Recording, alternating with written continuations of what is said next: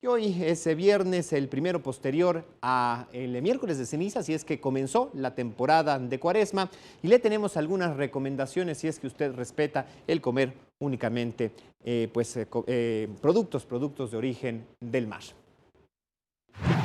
La temporada de Cuaresma ha llegado, momento en el que un gran porcentaje de la población sigue la tradición de vigilia. Pero si no quiere comer pescado, hay otras opciones que las amas de casa nos indican son más económicas. Cuando hace pollo, ¿cuánto aproximadamente se gasta? Como unos 70 pesos, algo así. Ya por el pollo Sí. y fruta o verdura que vaya a comprar. Sí, ¿Sí sale más barato? sí, siempre.